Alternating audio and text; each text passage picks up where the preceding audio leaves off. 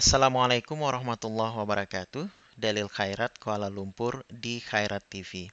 Belakangan saya sering menerima pertanyaan dari kawan-kawan terkait dengan apakah WNI yang saat ini berada di Malaysia boleh pulang ke tanah air.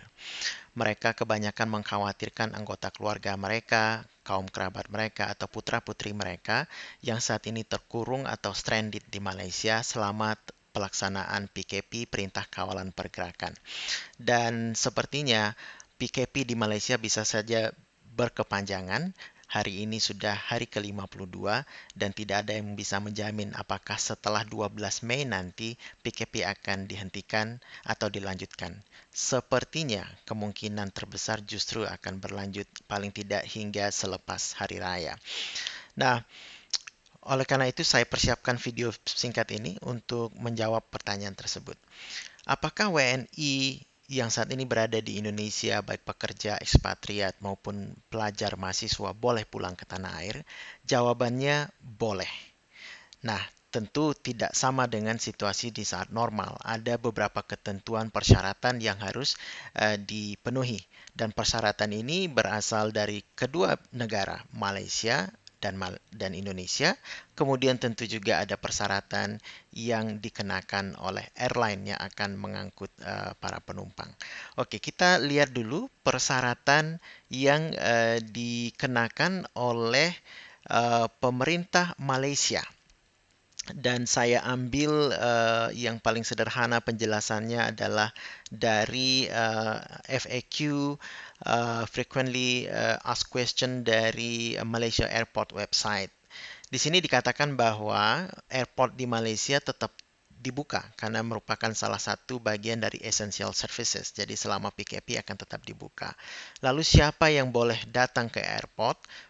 Yaitu para penumpang yang telah memiliki tiket yang valid atau boarding pass dan harus mengenakan face mask atau topeng muka atau masker dan temperatur tubuhnya tidak melebihi 37,5 atau kurang dari 37,5 derajat Celcius gitu ya. Kemudian eh, siapa yang boleh keluar dari Malaysia? Nah, di sini dikatakan bahwa eh, yang boleh keluar dari Malaysia adalah Malaysian diplomats, boleh terbang keluar. Kemudian eh, warga negara Malaysia atau permanent resident Malaysia yang memiliki work permit atau izin kerja di negara lain dan dia boleh keluar untuk bekerja di negara tersebut. Tapi belum tentu dia boleh pulang. Paling tidak dia tidak boleh masuk kembali sebelum 12 Mei 2020. 12 Mei adalah akhir dari fase keempat dari PKP. Tapi lagi-lagi belum ada jaminan apakah setelah 12 Mei PKP betul-betul dihentikan. Kemudian yang paling penting yang poin keempat di sini adalah bahwa all visitors and foreign national, jadi semua pengunjung dan warga negara asing yang saat ini berada di Malaysia dipersilahkan diizinkan untuk meninggalkan Malaysia, keluar dari Malaysia, tetapi mereka tidak boleh masuk hingga pemberitahuan berikutnya. Terutama selama PKP mereka tidak boleh masuk. Memang saat ini selama PKP ini tidak boleh warga negara asing masuk ke Malaysia dengan pengecualian beberapa saja. Yang dikecualikan ada di sini. Jadi siapa yang boleh masuk ke Malaysia pada saat ini? Di saat PKP masih dikuat-kuasakan.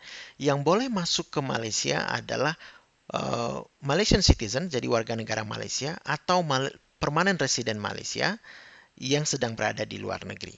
Mereka boleh masuk kembali ke Malaysia. Kemudian spouse and children, jadi pasangan atau anak-anak dari warga negara Malaysia, sepanjang mereka memiliki long term pass di Malaysia. Kemudian foreign diplomats serving in Malaysia, jadi diplomat negara asing beserta keluarganya juga diperbolehkan masuk ke Malaysia. Nah, hanya tiga ini saja yang boleh masuk ke Malaysia. Warga negara Malaysia dan keluarganya, kemudian diplomat negara asing dan keluarganya. Selainnya tidak boleh. Warga negara asing untuk tujuan berkunjung tidak boleh. Bahkan warga negara asing yang memiliki expatriate pass bekerja di Malaysia, student pass di Malaysia maupun dependent pass atau temporary work pass di Malaysia atau Malaysian My Second Home, ini khusus untuk orang yang memiliki properti di Malaysia, semuanya tidak boleh memasuki Malaysia bila saat ini mereka berada di luar negeri. Nah, jadi ini poin penting karena siapapun WNI yang saat ini sedang berada di Malaysia perlu mengingat bahwa mereka boleh keluar, tetapi belum tentu mereka boleh masuk kembali hingga ada pemberitahuan lebih lanjut.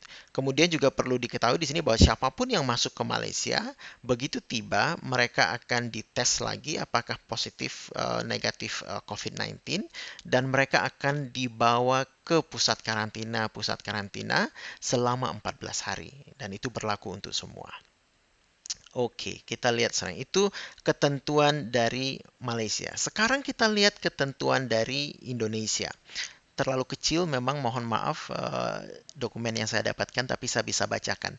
Nah, Indonesia saat ini juga sedang menerapkan seperti Malaysia semi lockdown atau apapun itu namanya, tapi disebut sebagai PSBB, pembatasan sosial berskala besar. Dan Indonesia juga mengeluarkan aturan-aturan bagaimana seseorang itu bisa masuk kembali atau bepergian di dalam Indonesia, kembali ke Indonesia atau bepergian di dalam Indonesia, dan ketentuan ini diputuskan oleh gugus tugas percepatan penanggulangan COVID-19 melalui surat edarannya. Nah, jadi intinya uh, untuk warga negara Indonesia yang saat ini berada di Malaysia, baik itu pekerja, mungkin pengunjung, kemudian atau pelajar dan mahasiswa, tentu mereka masuk ke kelompok 4 di sini, yaitu repatriasi pekerja migran, WNI, dan pelajar yang berada di luar negeri, serta pemulangan orang dengan alasan khusus oleh pemerintah sampai ke daerah. Nah, di sini ketentuannya untuk bisa masuk ke Indonesia, yang pertama harus ada ID, identitas diri, insya Allah tidak ada masalah, KTP, paspor, SIM, dan sebagainya. Nah, yang penting di sini adalah uh, ada bukti hasil negatif COVID-19, baik berdasarkan hasil tes PCR maupun tes uji cepat. Jadi rapid test sepertinya juga dibolehkan ini. Atau surat keterangan sehat dari Dinas Kesehatan, rumah sakit, atau poliklinik. Kemudian ada surat keterangan dari perwakilan pemerintah Indonesia di negara asal. Jadi di Malaysia yang tinggal di Kuala Lumpur tentu perlu dapat surat dari kedutaan besar di Kuala Lumpur. Yang tinggal di Johor mungkin perlu mendapat surat dari Konsulat Jenderal Indonesia di Johor, atau surat dari BPPMI, Badan Perlindungan Pekerja Migran Indonesia. Kemudian harus ada surat keterangan dari universitas atau sekolah. Ini untuk pelajar dan mahasiswa. Kemudian juga dikatakan di sini bahwa proses pemulangan harus dilaksanakan secara terorganisir oleh lembaga pemerintah, pemerintah daerah, swasta, dan universitas. Nah, memang selama ini yang saya lihat, saya dengar dari teman-teman di Malaysia, kebanyakan student biasanya mereka mengorganisir kepulangan melalui PPI, biasanya Persatuan Pelajar Indonesia di kampus masing-masing, berkoordinasi dengan kampus masing-masing, lalu berkoordinasi dengan Kedutaan Besar Republik Indonesia, terutama atas pendidikan dan kebudayaan.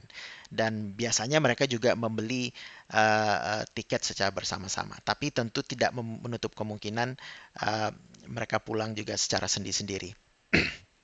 Saya rasa kalau saya menginterpretasikan adanya surat keterangan dari kedutaan besar, dari instansi, atau dari universitas, itu juga sudah menunjukkan bahwa kepulangan ini terorganisir dengan baik, diketahui oleh otoritas-otoritas yang terkait. Kemudian juga ada ketentuan yang dilekatkan oleh atau yang diimpose oleh apa namanya uh, oleh airline. Saya tadi sudah buka mana dia. Uh, ya, ini dia. Misalnya di sini Garuda, ketika Anda ingin terbang menggunakan Garuda, pesawat Garuda dari Malaysia ke Jakarta misalnya, maka Anda harus mengisi surat pernyataan perjalanan dalam rangka pengendalian COVID-19 di Indonesia. Selain detail nama lengkap penerbangan dan sebagainya, kemudian juga airline meminta surat keterangan yang tadi juga sudah di apa namanya dijelaskan. Jadi misalnya di sini uh, dari pimpinan lembaga tinggi negara, tentu ini untuk tamu kenegaraan. Kemudian operasional kedutaan besar, penerbangan khusus repatriasi yang tadi, baik dari pekerja migran atau pelajar mahasiswa, penegak hukum dan sebagainya. Jadi secara langsung Garuda sebagai airline juga meminta dokumen-dokumen yang tadi kita sebutkan. Jadi dengan demikian itu kira-kira apa namanya ketentuan yang harus dipenuhi. Kemudian untuk PMI atau warga negara Indonesia pelajar yang berada di luar Kuala Lumpur, ada kemungkinan mereka perlu melapor ke kepolisian di Malaysia juga, PDRM, Polis Diraja Malaysia, untuk mendapatkan approval mereka bepergian lintas negeri. Misalnya mereka ada yang tinggal di katakanlah di Kedah di utara, tapi harus uh, ke Kuala Lumpur yang jaraknya sekitar 300 km lebih, maka melintasi beberapa negara bagian, tentu akan bertemu dengan roadblock atau apa namanya razia. Nah, untuk itu perlu mendapatkan approval dari PDRM. Tapi ini saya nggak bisa pastikan. Jadi mungkin siapapun Anda, mungkin anak-anak Anda mungkin mohon diminta untuk memastikan hal ini, apakah apa namanya PDRM approval diperlukan untuk mereka yang tinggal jauh dari Kuala Lumpur, jauh dari KLIA. Jadi kesimpulannya, bolehkah WNI di Malaysia pulang ke tanah air? Boleh, karena semua foreigner, pengunjung, visitor yang berada di Malaysia saat ini diperbolehkan keluar dari Malaysia, kembali ke tanah air masing-masing sepanjang punya tiket yang sah atau boarding pass yang sah. Hanya saja perlu diingat tidak ada jaminan bahwa mereka bisa kembali ke Malaysia dalam waktu dekat. Sangat tergantung pada perkembangan situasi di Malaysia dan juga situasi di negara tempat masing-masing. Jadi kalau Malaysia misalnya sudah melepaskan atau meniadakan PKP atau lockdown, maka tentu saja keadaan kembali normal, mungkin pengunjung dari luar negeri boleh masuk kembali ke Indonesia, ke Malaysia. Namun apabila tapi bisa juga terjadi bahwa Malaysia sudah membuka diri, tetapi masih mengecualikan negara-negara tertentu, yang mana di negara itu COVID-19 mungkin masih berjangkit menular sangat sangat hebat, belum mampu ditekan sebaik mungkin. Jadi Malaysia bisa saja menetapkan bahwa suatu negara orang dari negara tertentu tidak diperbolehkan masuk ke Malaysia sampai batas yang ditentukan. Kemudian kalau Anda ingin pulang ke Indonesia saat ini, maka perlu mendapatkan selain tiket juga mendapatkan beberapa surat keterangan dari kedutaan besar, dari perwakilan Indonesia, atau mungkin dari instansi tempat Anda bekerja juga itu perlu. Kemudian untuk mahasiswa dan pelajar, mereka perlu mendapatkan uh, uh, keterangan dari tempat belajar mereka, university maupun sekolah, dan yang terpenting surat keterangan dari kesehatan bahwa mereka sehat negatif COVID-19. Mungkin itu saja yang bisa saya share untuk saat ini. Mudah-mudahan bermanfaat bagi Anda semua. Mungkin banyak dari Anda yang sekarang tergoda untuk mudik karena saya dengar sejak kemarin Indonesia sudah tidak melarang mudik, hanya dianjurkan saja Anda tidak mudik. Jadi mungkin banyak yang menjadi berubah pikiran untuk tetap mudik tahun ini. Stay safe, stay at home, jangan mudik kalau bisa untuk menekan penularan, menghentikan penularan. Jaga jarak, jaga kebersihan, cuci tangan lebih sering. Wassalamualaikum warahmatullahi wabarakatuh.